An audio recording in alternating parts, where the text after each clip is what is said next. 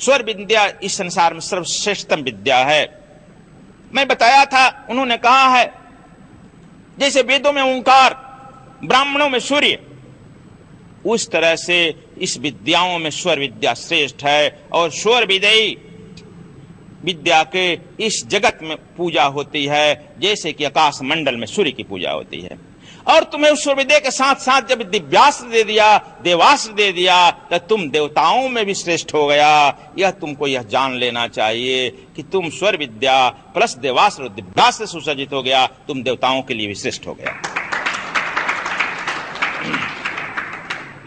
एक आदमी जो थोड़ा बहुत जिसमें संभावना होती है वह थोड़े सा में ही जग जाता है, जिसमें संभावना नहीं होती है बच्चे लाख पीटो नहीं समझेगा। जब से मैं सोच संभाला हूं, बहुत लोग साथ आए और गए, कुछ पाए कुछ नहीं पाए, नहीं के बराबर क्या किया जा सकता है। देखो, आइडियोलॉजी एक बहुत बड़ी चीज है। यदि तुम्हारे पास आइडियोलॉजी नहीं है, कुछ भी दे दिया जाए। जैसे एग्जाम्पल को मैं तुमको दे रहा हूं, रावण बहुत बड़ा विद्वान था ना, और रावण से भी बहुत बड़े बलवान थे, विद्वान थे बिहार का सहस्त्रार्जुन। बिहार बड़ा आगे रहता हर काम में। यदि बुद्धत्व में आगे है तो सहस्त्रार्जुन ऐसे वीर में भी आगे है। ये लिख रहा है आचार्य सुनील जी, शायद बिहार का है क्या देखो, सहस्त्रार्जुन तो ऐसा था कि रावण को 6 महीना तक अपने कंख में बांधे रहते लेकर घूमते रहा। ये सुना है ना, 6 महीना कांख में लेकर घूमते रहा।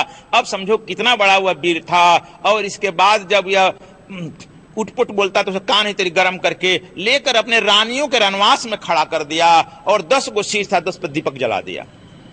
इसकी इतनी वीरता थी कि रानियों के महल में भी कुछ नहीं बोल पाया, औरतों को भी नहीं बोल पाया। उसी का बदला लेने के लिए सीता पर पड़ा था कि बिहार की औरतें बड़ी खिल्ली मनाई है, हमारे सिर पर जो है लाइट जलाई है, तुम बिहार की हो ना सीता जी, इसीलिए वो बदला लेने के लिए भागा था कि देखते हैं क्या करते हैं। अब समझ गया कहीं न कहीं। खैर, मेरे कहने का मतलब यह है, सहस्त्रार्जुन वीर तो था और रावण को भी 6 महीना बंद रखा, लेकिन व्हाट अबाउट हिज आइडियोलॉजी? उसके पास आइडियोलॉजी नहीं है, थॉट्स नहीं है, चिंतन नहीं है, इसलिए विश्व का वह नवीनीकरण नहीं कर सका। उसकी वीरता धरी की धरी रह गई। जब तक से तुम्हारे पास आइडियोलॉजी नहीं है, दर्शन नहीं है, तुम कुछ नहीं कर सकते हो। बड़े बड़े कथावाचक देखते हो, काटते हैं, नाचते हैं, कूदते हैं, हजारों हजार का सम्मोहन करते हैं, लाखों लाख कमाते हैं, लेकिन they have no any ideology. उसी तरह से बाली भी बहुत वीर था और बाली भी इनको हराया था, रावण को। वह भी बंद किया था अपने घर पर इनको, और तब संधि करा दिए थे।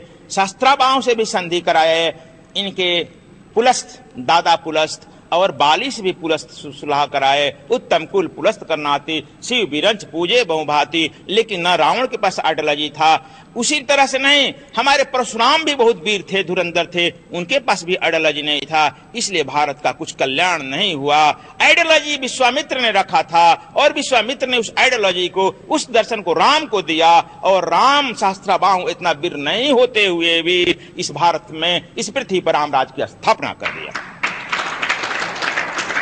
इस रामराज की स्थापना, सर्वे भवन्ति सुखना सर्वे भवन्ति निरामयः, यह जो है, जब तुम्हारे सद्विप्र समाज का जो आइडियोलॉजी दिए हैं, उस आइडियोलॉजी को लेकर चलेगा, तुम में सामर्थ्य सहस्त्राबाहु की मान ली के समान नहीं होगा, तुम में सामर्थ्य रावण के समान नहीं होगा, बाली के समान नहीं होगा, तो पर भी तुम राम की तरह आदर्श होकर के इस पृथ्वी पर रामराज स्थापित कर सकता है।